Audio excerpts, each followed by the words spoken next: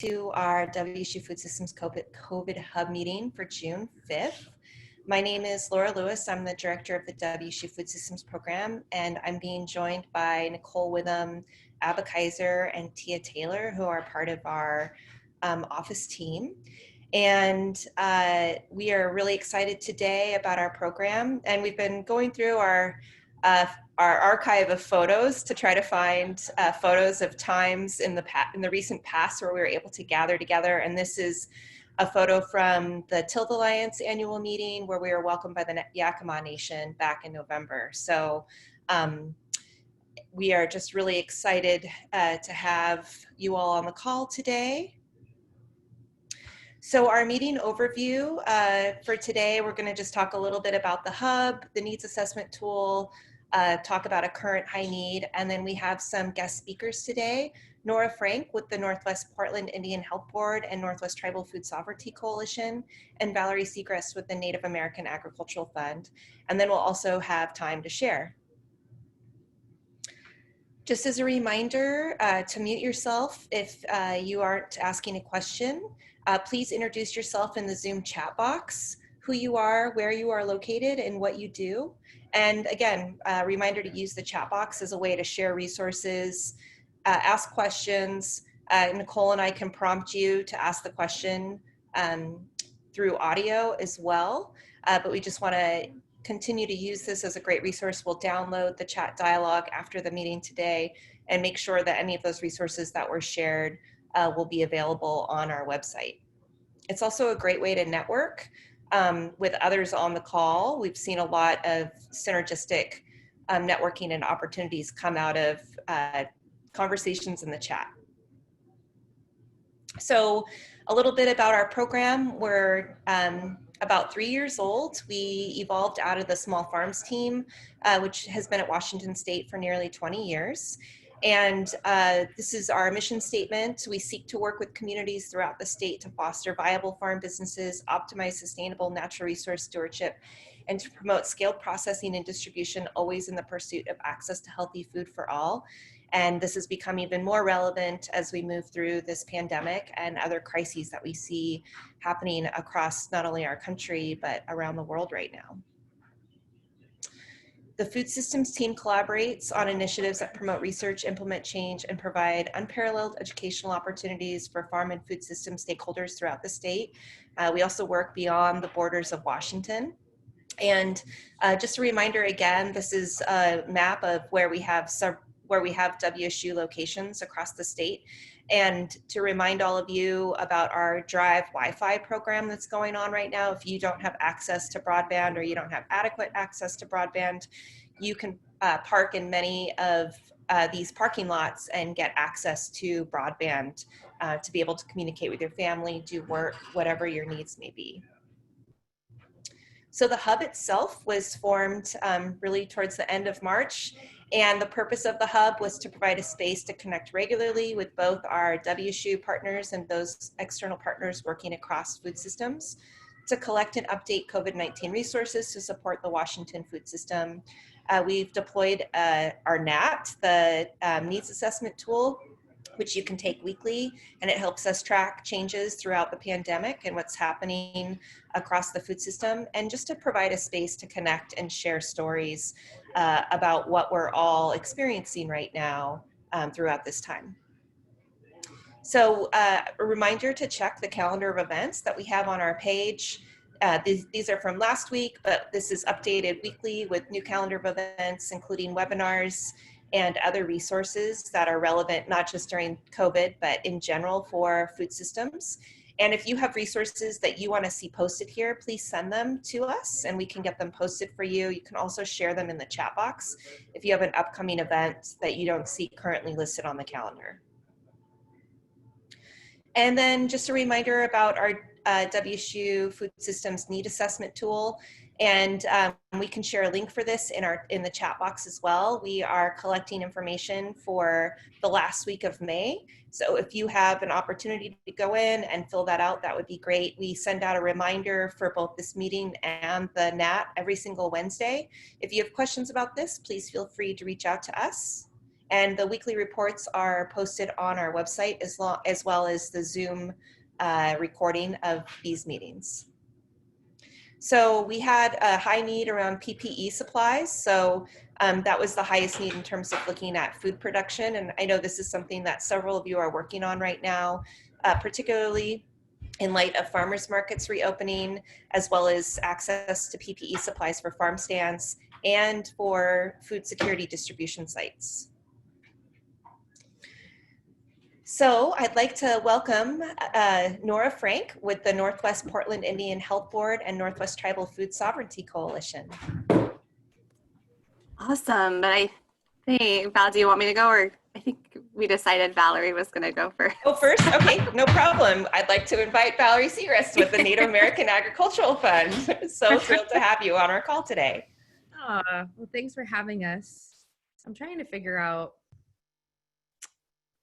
of course, in my typical fashion, there we go. Cannot figure out technology. What a nightmare. Can you see my screen? Yes? Okay, good. I'll start here. Good morning, everybody, and thanks for having me. My name is Valerie Segrest. I'm a member of the Muckleshoot tribe located just south of Seattle, Washington. And my background is in nutrition and native food systems. I ran the Muckleshoot Food Sovereignty Project for over a decade and still do. It sort of lives in the lens of everything we do for the tribe. And recently took up this position with the Native American Agriculture Fund as the regional director of Northwest of Native Food and Knowledge Systems. And so the Native American Agriculture Fund, let me move my little guy out of the way here, is a private charitable spend down trust that serves primarily tribal communities. And we are only going to be in existence for 20 years, well, 18 and counting. And our primary focus is on the establishment of a sustainable food production system in Indian country. And I am very honored to work with folks like Janie Hipp and Tony Stanger, who have been doing a lot of work around the Farm Bill and within the USDA system for their entire lives almost, and have made incredible strides to some of the federal feeding programs that reach Indian country. So they have, and they also take the census and all of that stuff really seriously, and have been heavily responsible for the representation of tribal communities. Janie brought me on. She was actually part of the first grant that I got to start the Muckleshoot Food Sovereignty Project. So she's been sort of following the work and helping to mentor me across from the other Washington for a long time. So I really am honored to work with her in this capacity right now, especially with such an important opportunity at hand. And she'll tell you that, you know, Indian country collectively, if we were to all combine our lands, are the second largest landholders in the country after the federal government. And that there's a ton of Native people out there farming. We just have this issue with being counted in doing so. We came out of the Keep Siegel-Vilsack case, and this was when back in the 80s, a ton of farmers, Native American farmers and ranchers got together and filed a lawsuit against the USDA for discriminatory practices. And 20 years later, won. And along the way, a lot of those original claimants had passed away or lost their farms. And so after all the claimants were paid out, there was still this large amount of funding sitting there, and that's when the courts appointed the Native American Agriculture Fund to be created and appointed Janie Hipp as the CEO. And so we have this incredible opportunity in front of us to use that funding to disperse to Indian country and help sort of scaffold on all the efforts that are happening in the food movement for Native America. So we were launched in 2018, and our funding areas are around business assistance, technical support, ag education, and then advocacy. We fund 501c3s, educational institutions, CDFIs, and tribes or federal governments. And in our inaugural year of funding, this is what it looked like. We had 100 projects, 68 organizations, and $10 million that went out this January, actually. And we were able to fund most regions. Most of them are in the Great Plains, Midwest, Northwest, and Southwest regions. And collectively, our projects will serve 868 students, 662 youth, a lot of loans going out through our CDFI programs and scholarships for Native students to seek ag education degrees. And we're talking about multiplying dollars and how that funding source is actually going up to directly support a lot of farmers. Over 3,000 food producers supported, and over 2,000 informal learning participants through webinars, trainings, just things to support advocacy and awareness. And then came COVID, a few months after we had sent out our inaugural funding. And so we decided that the easiest way to help do this sort of rapid response is to service our current and existing grantees. And I oversee about over a dozen of them. And one of the first calls I actually got was from Nora. So you'll hear from her right after this. But what we quickly learned is that a lot of our funding to do things like travel or bring youth to conferences was going to have to be switched and pivoted on. The Klamath Trinity Conservation District that serves the Hoopa tribe, for example, that's one of the grantees that I work with. They were going to be doing some in-person classes and teaching canning. And Megan Baldy, who's the director, called me up and said, what if I just made it an online course and made it required for, opened it up for so many people to take and made it required for them to do so many classes. And then we would send them an in-home canning kit because now's the best time to be doing this canning work. And she put up just a little video of her canning deer meat and got over 5,000 views basically overnight and was incredibly successful. Then I had a call from my other grantees from the Utah Dene Bekeya, who serve 8 Navajo chapters in Utah. And Utah has sort of got a little bit of a learning curve as far as reporting correct numbers and representation of especially their minority communities like the Navajo chapters. And a lot of those folks were sent home to shelter in place and didn't have a chance to hit their grocery store on the way and really couldn't afford to do the panic buying that everybody did. So they went home, sheltered in place, and then were permanently there. And so Utah Dene Bekeya, which has been leading the Bears Ears project for several years now, organized and worked with local restaurants and food distribution systems to figure out how to get people groceries, and not just groceries, but also things like baby diapers and cleaning supplies that they might have needed. In a lot of these instances, those Navajo chapter folks were driving up to 2 hours away to go to their nearest grocery store to find bare shelves. And I just can't imagine what that would be like to have to drive home with empty-handed, only to turn around and do it again the next day. So in my opinion, Utah Dene is a total blessing because they were able to reach so many hundreds of folks across these chapters and get them necessary groceries, and then took it up a notch to do water tanks. So they applied for our rapid relief funding and got an additional $35,000 added to their budget. we were able to do it really quickly because we had established a relationship with them. And now they're using that money to deliver water tanks to some of these families so that they can, and baby lambs as well. So they're going to be, they're calling it the Lamb to Seed Project. And they'll have water. Many of them are very emotional about it because they had been promised water tanks for over 30 years from the state and their tribal governments. And this is what it took to get it. And then we have organizations like Flower Hill Institute, who was originally working with some Pueblo farmers in the Southwest to increase a farm to market relationship.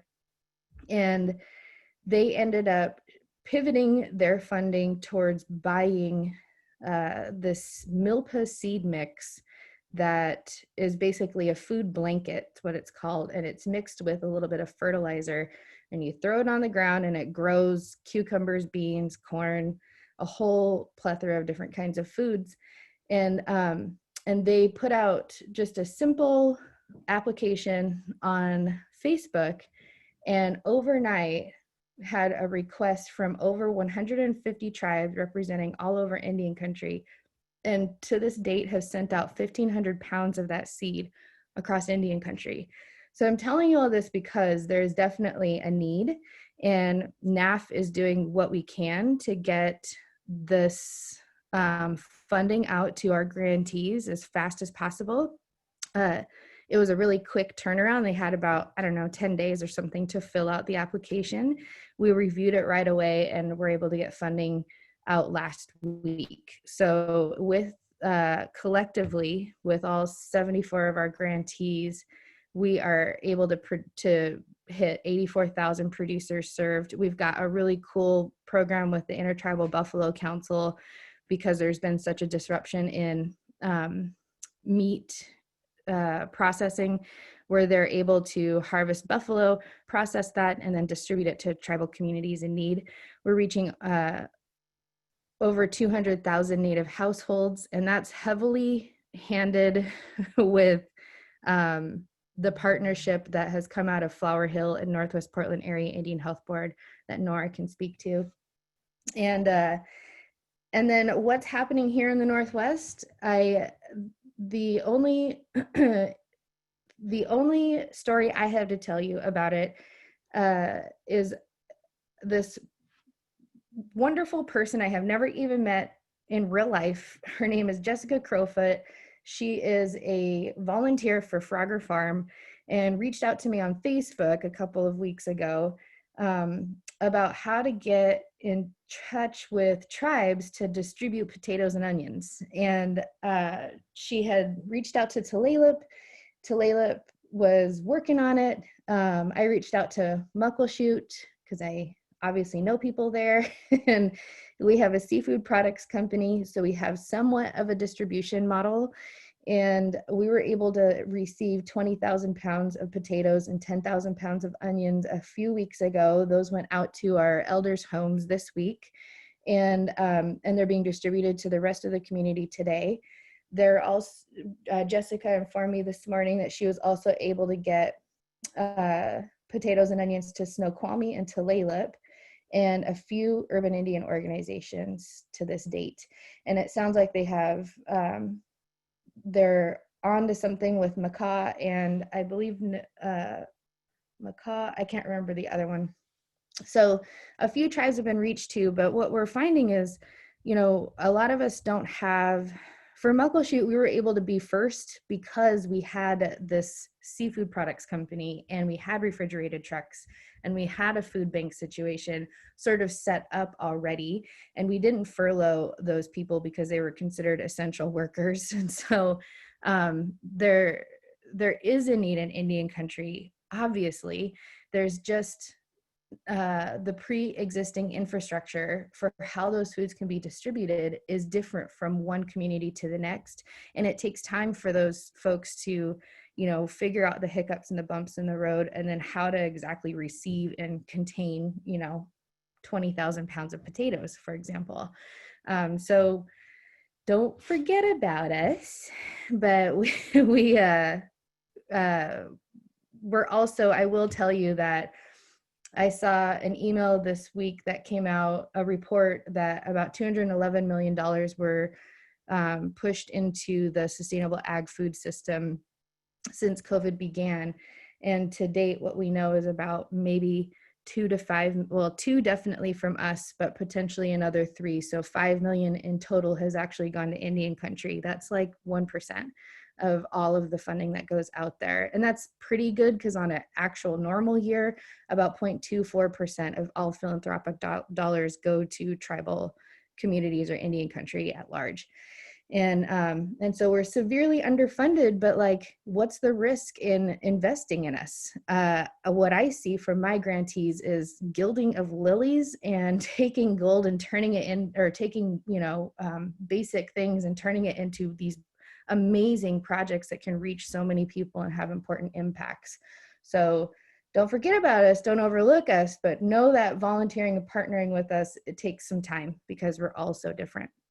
So I'm going to stop sharing my screen right now and let Nora take over here. Thank you, Valerie. We had a question too. I wanted to let Linda McLean ask you directly a question. She's the director at the Colville Nation WSU Extension Office.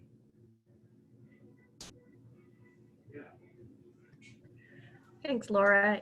Yeah, I just was interested in if there was a resource for the seed mix that you were talking about, the food carpet. A resource, like information about it? To order it. How could we access that? Is there a place where we could order it or get our hands on some of that? I believe that Flower Hill has distributed all of what they were able to obtain from their seed producer. Yeah, I'm pretty sure. I can double check. Let me double check with Roger and make sure. And then Linda, is there a way I can get your email? Are you in the NAF system already? Yes, we're actually one of the recipients for this last year's grants as well as the rapid response. That's what I thought. So, and yes, and so I'm interested in the food production portion of it. We do a lot of food sovereignty, food security work, but due to COVID, we had to have a major slowdown. So, but yes, I would be interested in that type of seed mix because it sounds very interesting to be able to throw a mix out and grow a lot of different types of foods in one mix. I have not heard of that before. It's really, and then also to touch on what you said, Colvilles were a recipient of a lot of potatoes and onions distribution as well. It wasn't through NAF, but it was through different avenues. So we were able to access a lot of those products for our membership as well. Awesome. That's good to know. Thank you for letting me know that. Linda, do you want to share a little bit about the grant funds that you've received and the projects that you're working on before we move on to Nora? Sure. I applied for the food sovereignty project as well as the youth project. And like I said, due to COVID, we barely got the funds and have not been able to hardly spend anything. But the food sovereignty portion is to help connect cultural food and connect the generations. I can't think of the name off the top of my head, but it was something about food for generations, food across the generations. So it was to connect the younger people with the elders, to teach them about cultural cooking, cultural foods, harvesting, digging, processing. And there's a food safety component involved in that because we do have a food safety person in our office, Kayla Wells. And so the idea was to incorporate foods preservation, the canning, the freezing, the drying, along with that. And then the youth funding is to help our 4-H clubs and to help them develop 4-H programs across the reservation. We currently have five active 4-H clubs, but we want to develop clubs specifically around food and nutrition and family, strengthening families. But like I said, we haven't hardly been able to do anything yet because 4-H cannot meet face-to-face yet. So we're going to be a bit delayed. But I'm very thankful for NAF. It's a wonderful program. Very grateful for the funding.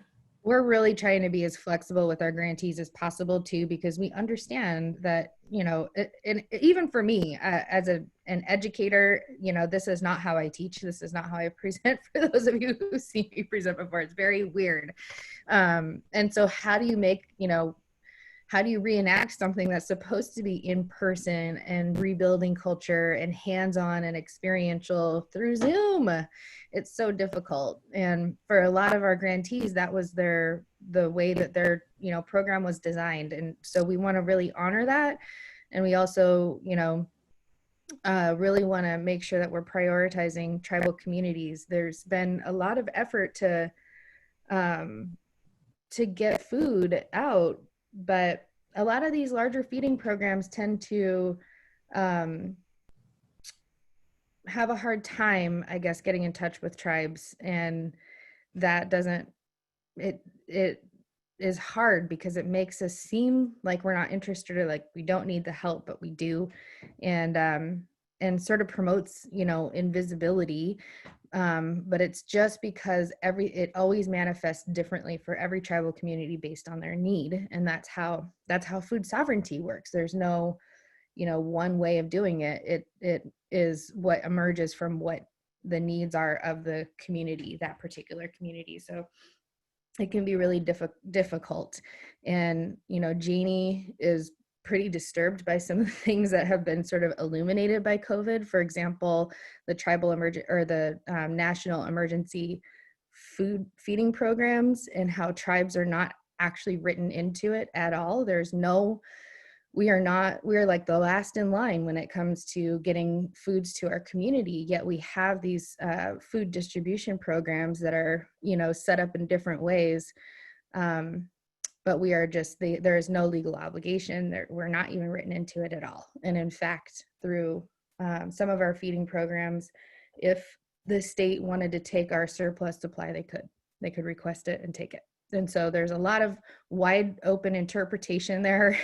And what we're seeing is not a great response to Indian country at all, except from, you know, some of these grantees that are, quite frankly, in the times that we're in, and just social distancing and the difficult nature of everyday life these days, these guys are my remedy. I mean, they're just so inspiring and innovative. And I don't think that anything has eliminated the local food system, or even just local systems in general, than this pandemic. And so, you know, we really all have an opportunity in front of us to take and build on. So anyways, I want you to hear from Nora, because she's amazing. And one of my total remedies that I hear from really in a good way often. And she's got so much going on. So I want to make sure she gets time to speak. Yeah, thank you so much. We had one last question about if you know of anyone using MILPA in Washington State right now. Yes, I am. Yay! And, yeah, and so is several urban Indian organizations in Seattle that I know of. Suquamish has some growing. Squaxin has some growing. Yeah, several. And they were coming in these like tiny little Ziploc bags for homes. And then like you would get a gallon bag that would cover up to a half an acre.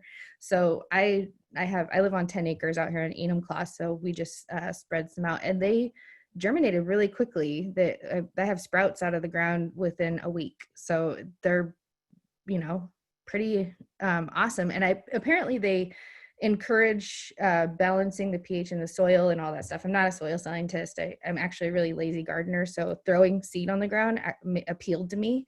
But yeah, it's successful, and they look like healthy little babies out there.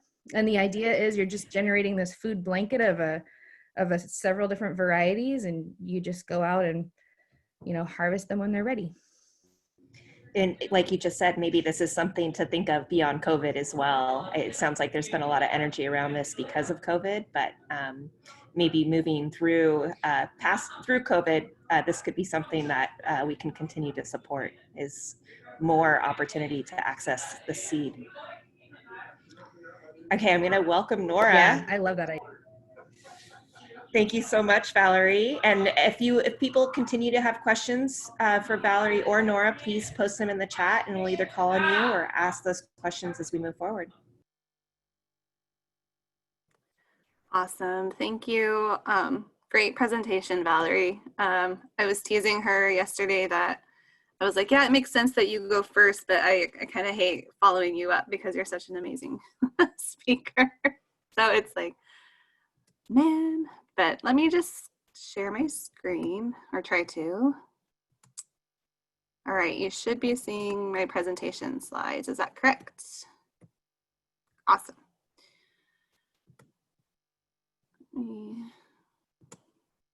Okay, so good morning, Tots maybe everybody. My name is Nora Frank Buckner. I'm a Nez Perce tribal member that's located in Idaho, Lapway, and I'm also a Klamath tribal descendant, which is Southern Oregon near Klamath Falls. And I work for the Northwest Portland Area Indian Health Board. I am our Food Sovereignty Initiatives Director. I've been working for the Health Board since 2015. And it can get a little confusing as far as what and who we are, because we're quite a large organization. We are located here in Portland, Oregon, but our service area is Idaho, Oregon, and Washington, so the entire Northwest. And we have 43 health delegates, so 43 tribes that we serve within that service area. Our health delegates are appointed by the tribe, so a lot of them are either health directors or they sit on their tribal council. They are the ones that drive our work, so they meet quarterly, very active, and they're our bosses. So they decide what funding we go for, what public health projects that we have. And so within our health board, we have what's called the Northwest Tribal Epidemiology Center. And so the Epidemiology Center, as you can imagine, deals with a lot of the data stuffs. So we do a lot of technical assistance around data. They also have health promotion projects with youth. We have pretty much, if you think of any public health area, we pretty much have a project dedicated to that. So diabetes, substance abuse, behavioral health, maternal child health, etc. So the project that I work for is called Weave Northwest, and it's funding that's come from the Center for Disease Control and Prevention under the Good Health and Wellness in Indian Country initiative. And so that started in 2015, and we were funded for 5 years, and we were just recently refunded for another 5 years. And that program really focuses on upstream public health approaches to chronic disease prevention. And so, as you can imagine, a lot of the tribes that we were working with under this grant initiative decided to focus on food system work. So that looked different for every tribe that we worked with. Some were wanting to start their community gardens. Some decided they wanted to bolster up their traditional foods programs. Some were wanting to write curriculum. We actually worked with Muckleshoot tribe with Valerie and some other partners to help them finish up the curriculum they had been working on for a long time. And so we just had tribes in different stages and different projects. And so what they kind of found over the, I would say, 3 years that we were working on all of those projects, they wanted more intertribal collaboration, wanted more information sharing around tribal food system work and how could they work together rather than recreate the wheel. We had some tribes that had awesome, amazing, huge community gardens already, rounded traditional foods programs or projects, and then some that are just starting out. And so they didn't want to have to struggle to figure out what worked, best practices. And so what grew out of that is the Northwest Tribal Food Sovereignty Coalition. And so what we did in the first few years was really did some strategic action planning and coalition building. And so what came out of those first few meetings was a focus around having annual gatherings so that we could share resources, do some skill building, and most importantly, share meals together that had traditional foods. And so it's a really beautiful thing. I think the first two annual gatherings we held in Suquamish. And if you've ever been to Suquamish, particularly Kiana Lodge, it is absolutely stunning and beautiful.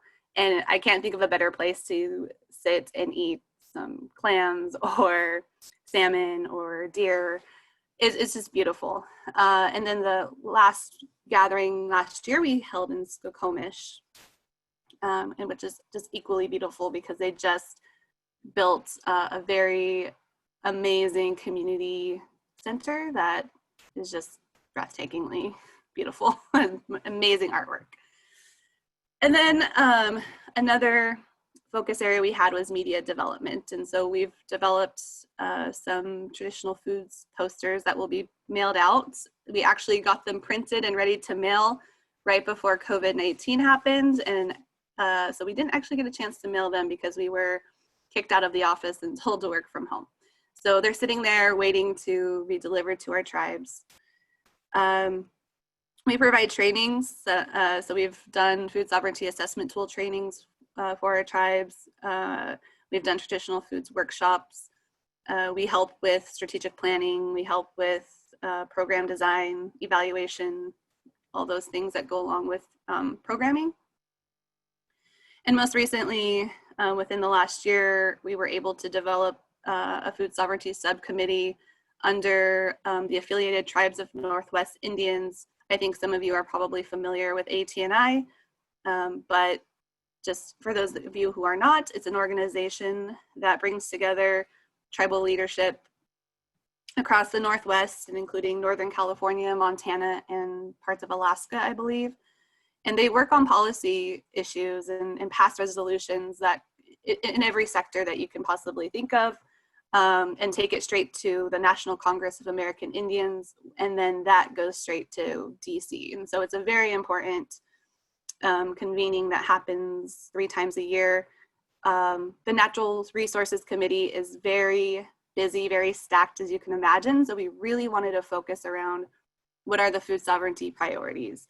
So that could be across sectors, not just natural resources, but possibly health, education, etc. And so we're hoping to gather a really strong Northwest policy platform around some of these things. For example, 2 big policy areas that I see a major focus in is land access and water.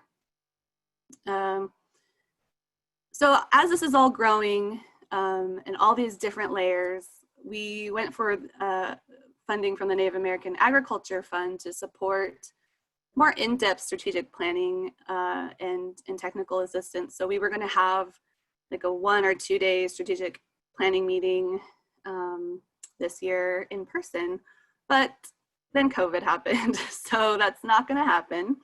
However, what we are going to do is we're going to make them virtual, and we'll do them in a series instead over the summer, and try and get as much done that way as we possibly can. And I did, once we started working from home, I basically realized, that we weren't going to go back to the office for a long time, even if within the reopening phases.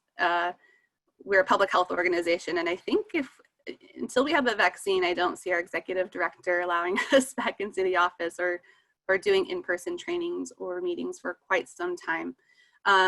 So I called Valerie and I said, I have a large amount of money allotted for the in-person meetings and trainings.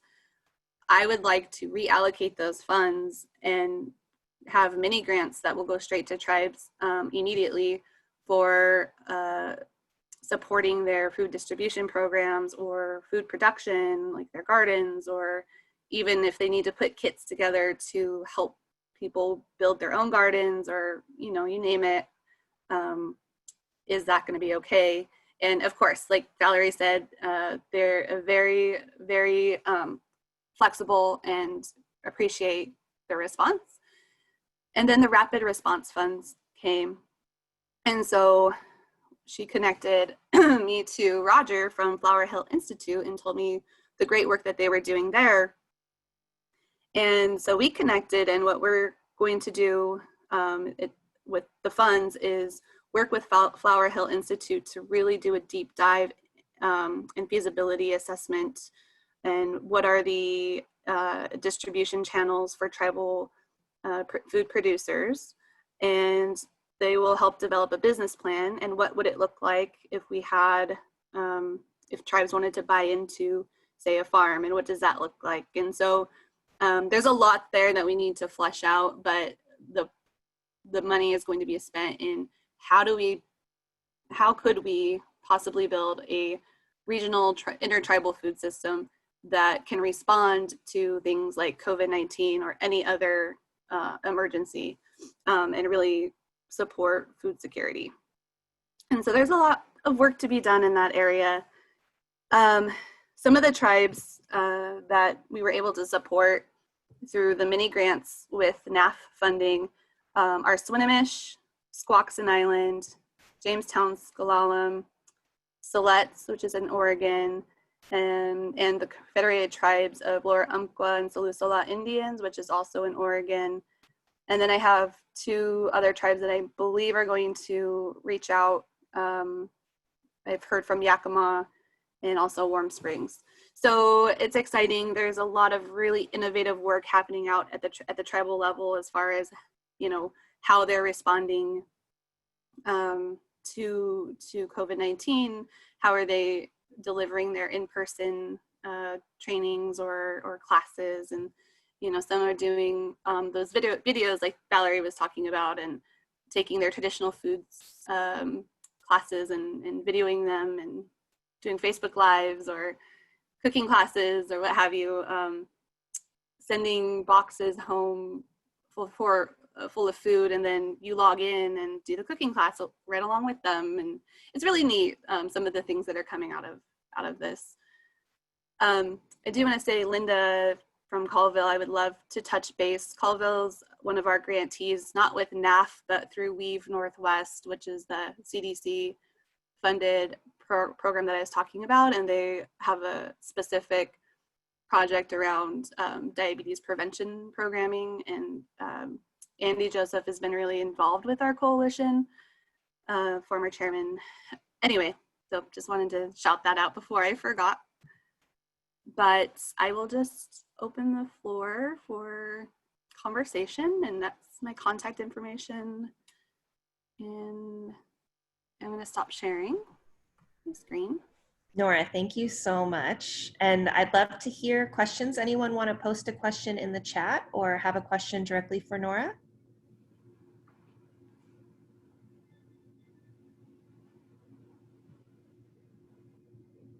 There's been a big side conversation going on around MILPA. I had a question for you specifically about the posters that you mentioned. And I know that they were produced primarily for Indian country, but I'm wondering if they could be made available for a fee for people like WSU extension offices and those of us working across the state who often work with tribal communities. I think it would be a great resource for us to have access to as well. And I'd love to be able to pay for them so that the ones that are being produced can go directly to the communities they're most needed in. Yeah, I think that could definitely happen. What we're trying to do, we're kind of in the midst of reorganizing and updating our website. And so my hope is that we could put a printable version on the website, and so that it could be accessed, but maybe having some sort of protection there too, as far as maybe you have to send in a request and we just have to do some due diligence about who is requesting it. So if it's like WSU extension, that would be allowable, right? You know, oh, are they working in tribal communities? That's great. The foods that we used are traditional, but not super, I wouldn't say that they're not protected, but I don't know how to word it, Valerie. Like, dandelion or nettle, like it's in abundance. And yeah, like it would be different maybe if it was huckleberry. I'd be hesitant of that one. But yeah, I think we could definitely work on something like that. Yeah, I've seen similar resources from both the Siletz tribe and also Jamestown puts out a calendar. They used to every year as well. So I know WSDA also said they would be interested in posters as well. They do a lot of incredible posters in different languages about different food programs. I know Nicole Garden, I've gotten some of those from you in the past. So I wanted to just open it up also for questions that you or Valerie may have for all of us as resource providers on the call today. Needs that you have, areas that you see where we could be doing more to support tribal communities. Well, I do want to also shout out with the 2 grants that I just put in for our coalition and our project. Thank you so much, Laura and WSU Food Systems team for being a huge support in your letter of commitment to help with some of the technical assistance around the Cultivating Success workshops and how we can tailor those to tribal communities, really hoping we get funded so we can do that work. But I would, like, for me, I think showing up in that way of saying we have these resources and we can help tap into some of those things is extremely helpful. Thank you. You're very gracious. We did just get a question here from Pat Muntz from Spokane asking if you're working with a Native project in Spokane. Our project, not specifically, but I know other projects within the health board do, but not specifically around food. But I would love to connect. The Peacekeeper Society out of Yakima just contacted me, and so I'm excited for that partnership. So if you have a contact, that would be great. I don't know if Valerie, you guys with them. I'm not sure if there's a couple of projects in Spokane I'm in conversation with, but I don't recall the Native project. Pat, if you could share more information about that in the chat screen, that would be great, or you can speak up and let them know more about it. Well, I know the projects exist. And there's the American Indian Center also, but I'm aware of those projects. I just have never had much contact with them, so I do not know any of the folks there, but I know they're very active in the urban Native community, including their Salish school that they're teaching language at. Great, we'll try to get some information about that in the chat box. I also have a question from Kate Smith, and then the WSDA Regional Markets sort of piggybacked on it. Kate, do you want to ask that question directly? Sure. Thank you so much, both Nora and Valerie. And I guess my question is, what would be the most helpful way for WSU Extension offices to support the work that you're doing? I'm based in Skagit County and would love to support the work the Swinomish is doing right now, if it would be helpful and in what way it would be helpful.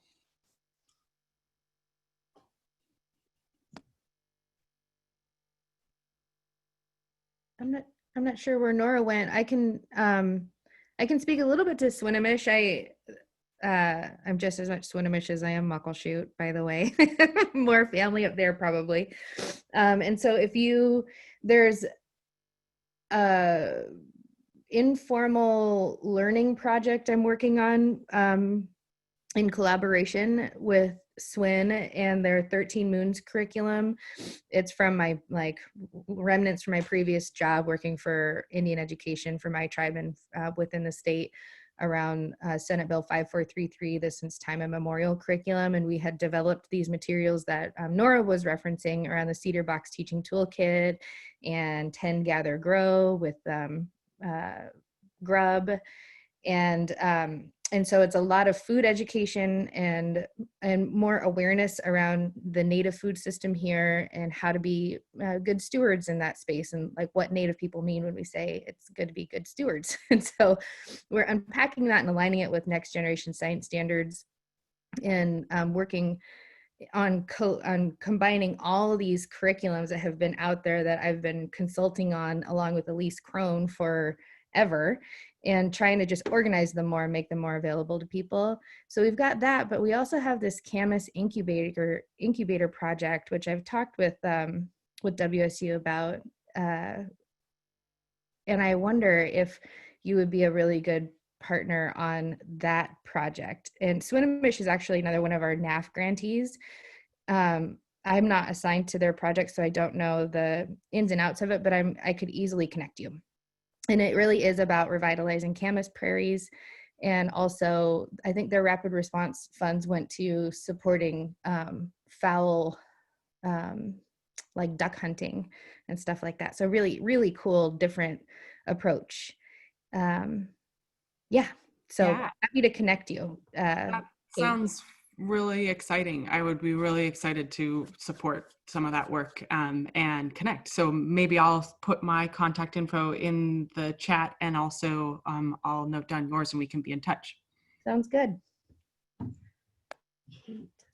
Any other questions? I know I have another question, but I want to give everyone else time to ask questions while we have Valerie and Nora here with us.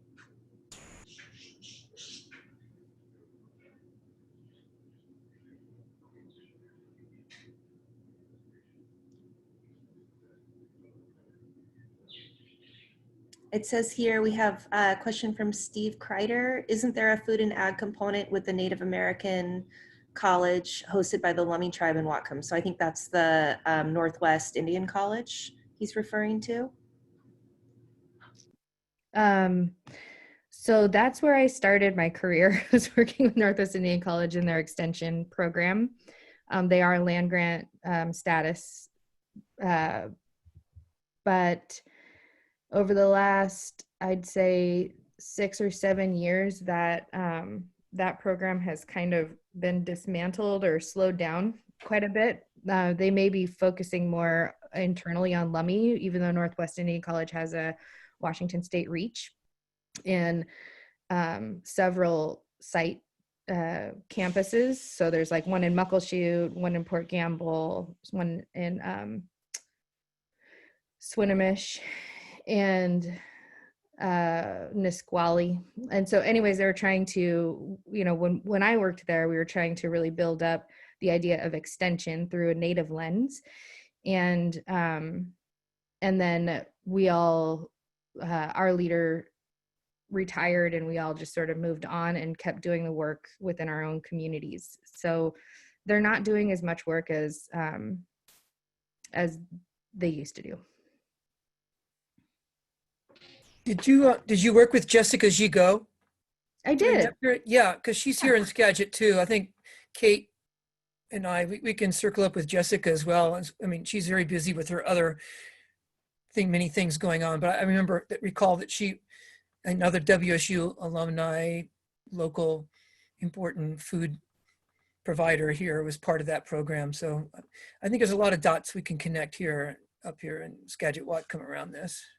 That's awesome. And that's what it's really about. I think we're circling this conversation, trying to figure out how to do more work in Indian country. And for the Northwest, it certainly is about, I think Nora's next venue, her next focus is really about connecting dots and creating space where this infrastructure can really happen. And not just like communication wise, but for Native people in the Northwest to get into farming, and also fisher people seeing themselves as, part of the system as well. That's really a major part of my job, is to convince all of my fishermen friends that that they are in fact agriculturalists as well.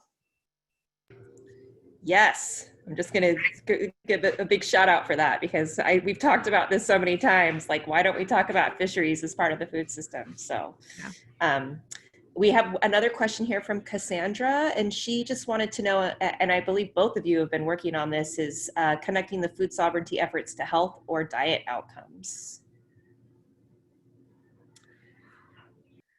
And Nora, we're, yeah. do you want to say anything on that? Are you? Yeah. And so to answer that, I would say yes. With the grantees, and sorry, I turned my video off because it kicked me off my internet. So I'm just trying to make sure it doesn't do that. The grantees through the Weave Northwest project, the ones focusing around food systems work, particularly, so there's like 4 different categories that CDC wants us to work on as far as chronic disease prevention, one being obesity, the other diabetes, the other heart disease and stroke prevention, and also tobacco cessation. So yes, those projects working and focusing around food have laid out some really impressive evaluation plans that have really nice indicators. However, with that said, it's been hard to capture actual change in that because you're not going to see a huge decrease in, let's say, diabetes rates within just a few years. So it's ongoing work. Another piece I think we're really looking to, and I think Valerie can also talk about this because it's something I know it's close to her heart, is, you know, what happens when someone focuses or adds more traditional foods into their diet, and what does that do to their health? And so research around that would be really awesome because there's just not a lot out there that I've seen. But it would be really cool. I've heard, and I haven't actually seen this, but I have heard from Abby Echohawk from the Urban Indian Health Institute that since these CDC funds have been implemented, about 10 years ago, there was sort of this opening of the strict boundaries that CDC had, where they would take these diabetes curriculums and then just sort of hand them out to Indian country, and that was supposed to be taught. And then they shifted to a more community-based approach around curriculum development, which is, how I was able to work with Nora in the first place. And we took those curriculums, my background is in nutrition, so we took those curriculums with this sort of like push to make them more culturally relevant and more culturally appropriate to the communities that they were serving. And in the meantime, like re-energize this traditional food culture. And so what Abby's report's seeing is that the rates of diabetes in Indian country aren't going up and they're not going down, but they're staying the same. And, because it's such a longitudinal study, it'd probably be really difficult to pull those numbers out in such a short period of time. But I also see really cool things happening, like in my previous job when I worked for the tribe, when we implemented our outdoor education program and our sustainable food systems curriculums, K-12, within 5 years, our graduation rates increased to 78%. They increased 78%. So we are watching, this empowerment through food to our youth who are exiting our K-12 system with a greater understanding of ecosystems and native food system, where to get their foods, the value of food. And from our very brief research done on that, what we see happening time and time again, what they say their number one, reason for staying engaged in school was this outdoor education stuff and culturally relevant, hands-on experiential curriculum, the way our ancestors learned for thousands of years up until the early 1900s, when, boarding schools worked to actively dismantle our cultural transmission. And so we're reenacting that and we're seeing positive outcomes. I think that, students going through our own tribal pipeline, learning more about themselves and who they are and where they come from is part of, addressing all of the addictions in our society around feeling a sense of belonging and purpose in your community, and that you can give back, and that those are the things that keep people out of, drug and alcohol addiction or sugar addiction or bad relationships or, depression and suicide. And so I think food is a really great place to begin. I'm probably preaching to the choir here, right? we all love it. And I think that your keynote address that you did at TILT is recorded somewhere. So maybe we can share that, because you really gave a wonderful overview of nutrition and traditional foods, and like sort of that, the impact that they could have on diet, and kind of going back to the pyramid. I know you talked a lot about the food pyramid and how ridiculous it was, not just in general, but also, I don't want to paraphrase what you said, but for tribal communities in general. So, oh, and Nora also mentioned that you did a TED Talk. So there's some resources out there we'll make sure that people have access to, so they can hear Valerie talk about this more. The last question I had, we've had some conversations on our food system steering committee meetings about whether there's a need for food preservation materials specifically for tribal communities. And I know Diane Smith is on the call today as well. And I don't know if there's already adequate resources available specifically for foods in the Pacific Northwest that are being preserved, or if that's something that is seen as a real need in terms of having some additional trainings that would be specifically for tribal communities. But I know Lizanne Powers-Hammond, who's our lead in the state, has brought this up several times, and her and Diane have talked about it. So it'd be great to hear, are there needs for those kinds of resources? Do you feel like you have adequate resources already available? And if there are needs, it would be great to figure out how the food systems team could support that. And this is Diane. I work on that food preservation team, and Kayla Wells up in that end of the county, can't remember which county she's in. Anyway, she has some materials. And I guess adding on to your question, Laura, is what is the strategy or the best way of delivering this information? I was really, my ears perked up when you talked about online as well as video. So one, it becomes a record. I'm not sure how much engagement's involved, and so that's the other piece. So not only what, oh, there, Carrie Wells, there, oh, Colville, thank you. And also strategies, how to, if it's needed, what's the best strategy or venue to present it?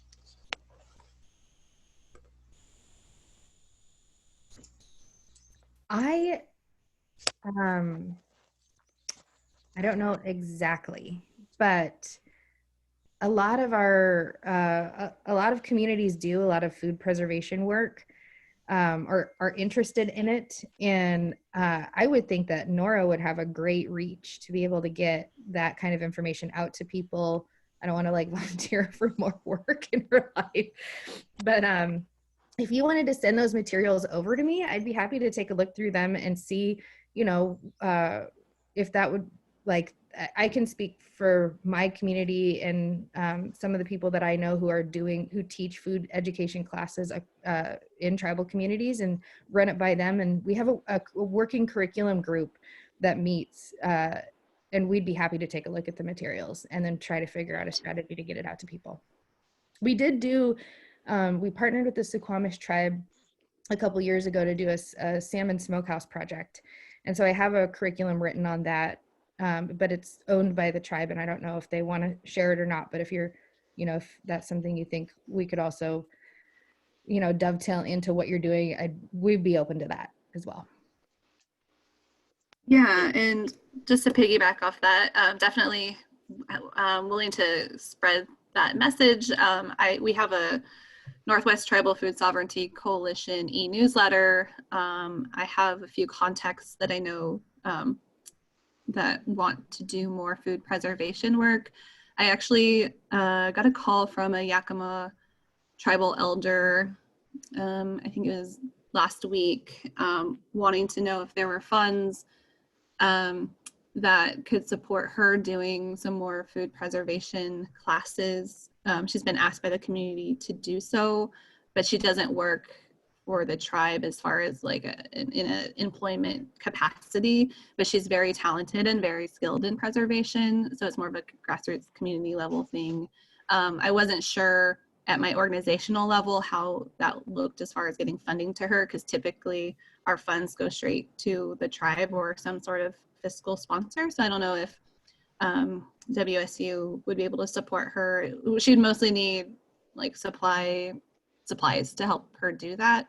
And I'm not sure if she wanted to do that via online or what her thoughts were. I would definitely encourage her to do them online, seeing as Yakima is one of the harder hit tribal communities here in the Northwest around COVID-19. I wouldn't want them to really meet in person, especially if she's working with other tribal elders. Or Valerie, if you have suggestions on that. But anyway, yeah, happy to try and connect folks.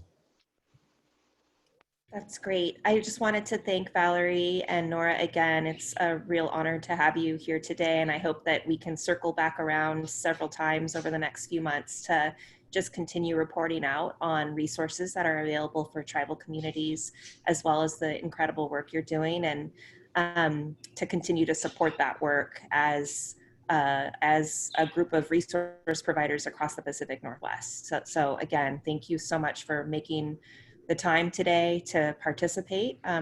We did record this, so it will be posted on our website if you want to refer it to anyone or anyone missed this discussion and they want to be able to connect some of their communities with the things that we spoke about today. We still have time on the call for other subject area topics that anyone wants to bring up. So I'm going to go ahead and again, just thank Nora and Valerie. I know Valerie needs to jump off. And again, thank you so much for your time. Thank you.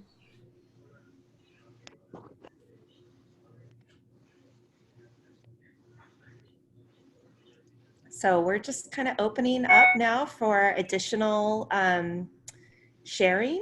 And next week, I just wanted to remind everyone before they potentially drop off the call that we will be hearing from the Washington State Conservation Commission next week. We have Ron Schultz, who's going to talk about some of the work that conservation districts are doing around COVID-19, as well as Carrie King from the King Conservation District, who spoke to us a little bit prior about some of the one-on-one resource tools that they're developing. And anyone else who's with a conservation district who wants to join that call, please just let us know. I know Diane Fish is often on these calls. We'd love to hear what's happening in Kitsap as well as anywhere else around the state, looking at conservation district work.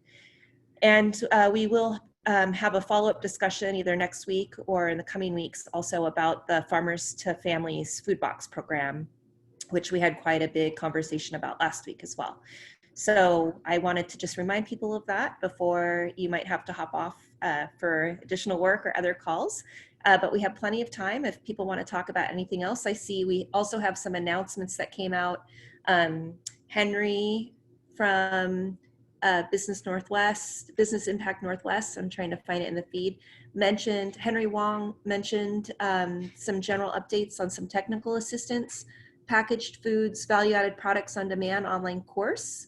We'll go ahead and post that on our website if it's not already there, as well as some more info on food and farm business resources. And I also see an update from Jason Alves from the Washington Veterans Affairs. There's going to be a VA Farms training coming up, moral injury in combat veterans, June 17th. And we'll make sure that we get that posted up on our website as well.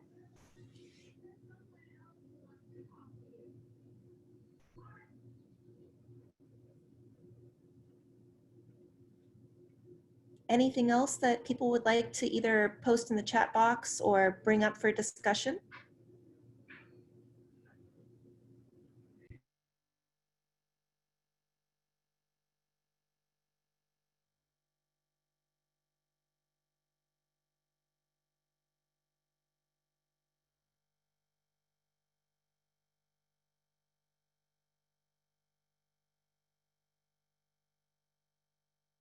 I see that Marissa from Sustainable Connections posted that they've pivoted their annual Eat Local Month events to August with a virtual farm tour event for the community to join and a farm stand loop.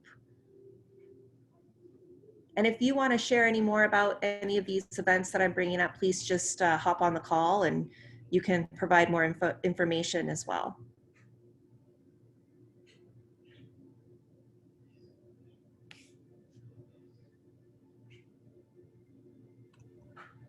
Thanks, Laura. This is Marissa from Sustainable Connections. Yeah, I just want to invite any farms in Whatcom, Skagit, San Juan Island counties. If you are open to the public throughout the summer, or you know farms that are and need additional sales outlets or promotion, to visit the link I posted, and they can sign up to participate in some online promotions throughout the months of July and August. Great, thank you. Jason, if you're still on, do you want to share anything more about the VA Farms training coming up?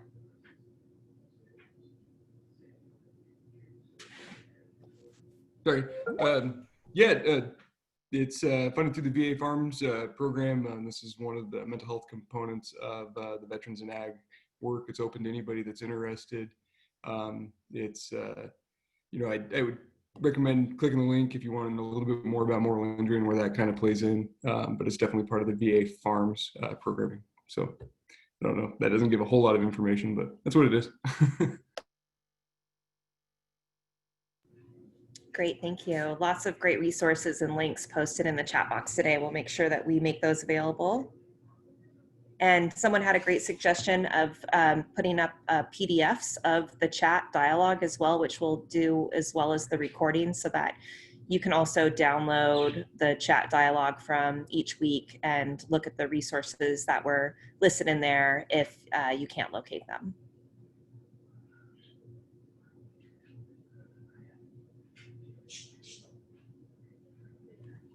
Great. Well, if there isn't anything else that you want to share in terms of resources, does anyone want to tell us anything that's been happening that they want to share about over the past week that they've been involved in, something that they feel that they'd like to just be able to share with the group? Hi, Laura. It's Marissa again from Sustainable Connections. Sorry. I did want to just mention that all of us, WSU included, that we're doing some continued outreach to help connect more consumers to farms, and we are all doing outreach on our platforms to collect information and get that out through our online tools. I have a link I can post that will direct any farm in the state of Washington to the resource closest to them, the best place for them to update their information. And I also wanted to note that for our listings up in Northwest Washington on the Food Atlas, we also have markers to identify minority-owned businesses, and we've had a lot of requests from consumers in our region asking for lists of minority-owned businesses. And so especially if you have methods of reaching out to minority-owned food and farm businesses, it would be great to have help encouraging them or connecting them with us so that we can help them get their information onto the Food Atlas and help people identify those businesses.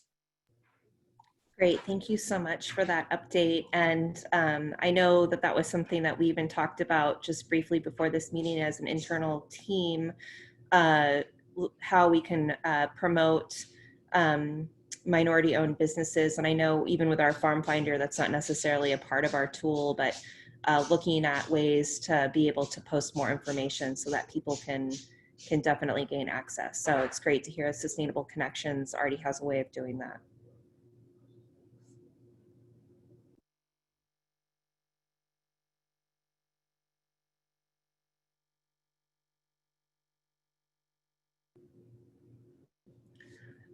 Okay, well, if there isn't anyone else who wants to share, we don't have any other updates. I'm happy to wrap the meeting up. What a wonderful discussion we had today. Again, thank you so much for our presenters, Nora Frank and Valerie Segrest. And Nora, I never say your full last name. It's Nora Frank Buckner. Buckner. Thank you so much. I'll try to remember that from now on.